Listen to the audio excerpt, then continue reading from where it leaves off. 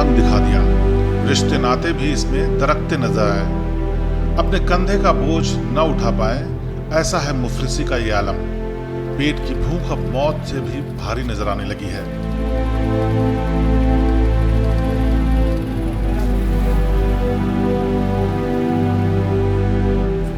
किसी ने सच ही कहा है कि पेट की आग अभाव और अड़चने कहाँ देखती है।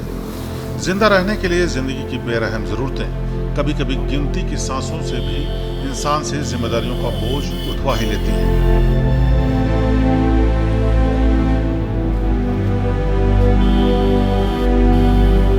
ऑक्सीजन सिलेंडर साथ लिए जिम्मेदारियों की फौलादी पटरियों पर बेपरवाह रफ्तार भरते हुए इन जनाब को ही देख लीजिए। यह है रुड़की के रहने वाले गुल मोहसिन। मोहसिन उन लोगों के लिए नजीर है जो छोटी छोटी मुश्किलों के सामने अक्सर घुटने टेक देते हैं।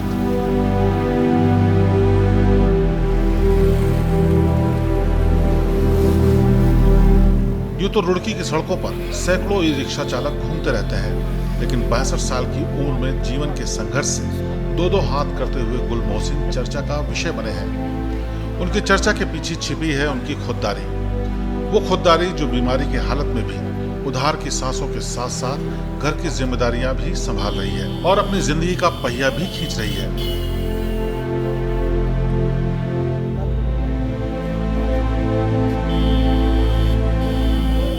आज की भागदौड़ भरी जिंदगी में किसको दूसरे का दर्द जानने की फुर्सत है। ऑक्सीजन का सिलेंडर रिक्शे पर अपने साथ लेकर सवारियां ढोने वाले गुल मोहसिन का दर्द जानने की किसे फुर्सत है।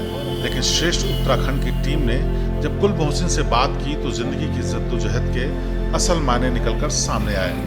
मोहसिन ने बताया कि उनके दोनों फेफड़े खराब हैं। 2 वक्त की रोटी के साथ साथ अपनी सांसों के लिए ऑक्सीजन सिलेंडर का इंतजाम भी कर पाना बड़ी चुनौती है।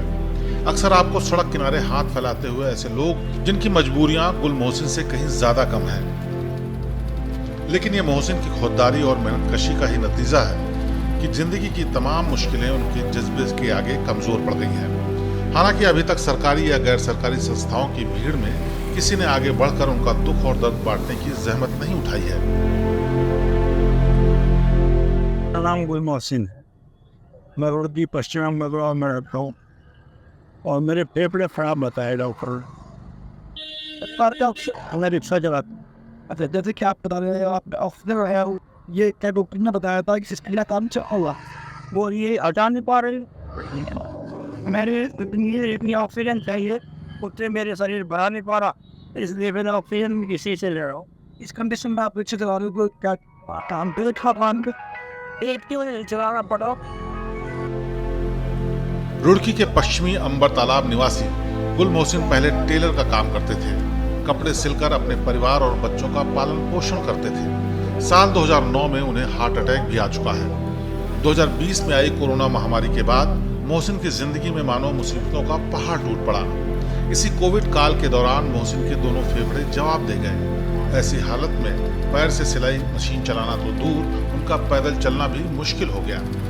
डॉक्टरों ने बताया कि अब जिंदा रहने के लिए जिंदगी की आखिरी सांस तक ऑक्सीजन सिलेंडर साथ ही रखना होगा, क्योंकि फेफड़े 60% खराब हो चुके हैं। ऐसे हालात में मोहसिन ने हार नहीं मानी और निकल पड़े जिंदगी की चुनौतियों का सामना करने। मोहसिन ने 2 साल पहले लोन लेकर ई रिक्शा का हैंडल थामा। काम मंदा होने की वजह से लोन की 2-3 किस्त भी अदा नहीं कर पाए।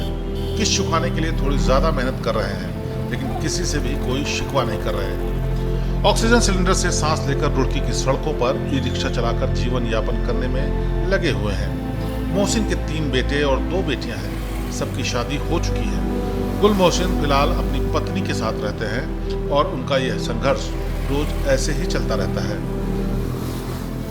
मैं टेलर मास्टर था, इससे पहले और मेरे पैरों में था, तब मैंने खड़ा होकर कटिंग कर था और मजबूरी मुझे रिक्शा का सहारा लेना पड़ा। और मैं बस घर से बैठे हैंडल को माफ हो गई। ऑक्सीजन लगी 3 महीने से लगातार कर दी, रात को भी लगा के सुना पड़ता है। क्या है, डॉक्टर ने, मैं एम्स में गया था, उन्होंने इलाज कर दिया था, इसमें कुछ नहीं है, ये मरा हुआ है, इसको ले जाओ, इसका अंतिम संस्कार कर इलाज। परिवार में कौन कौन?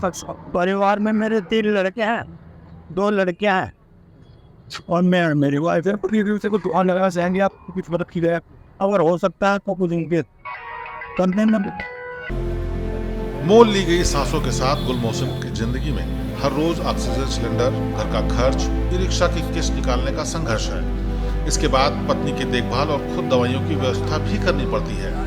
इन सब के लिए मोहसिन का एकमात्र सहारा है ये ई रिक्शा, जिसे वो हर रोज अपने मजबूत हौसले के बदौलत दौड़ाते हैं। मोहसिन कभी न तो अपनी किस्मत को कोसते हैं और न ही जिंदगी को लेकर मोहसिन कभी कोई शिकायत करते हैं। श्रेष्ठ उत्तराखंड मोहसिन के इस जज्बे का सम्मान करता है, साथ ही लोगों से अपील भी करता है कि मोहसिन की मदद के लिए वो आगे आए, ताकि उम्र के इस आखिरी पड़ाव में सिलेंडर से सांसें उधार लेकर उन्हें सर्दी, गर्मी और बरसात में सड़कों पर सवारियां न ढूंढनी पड़े।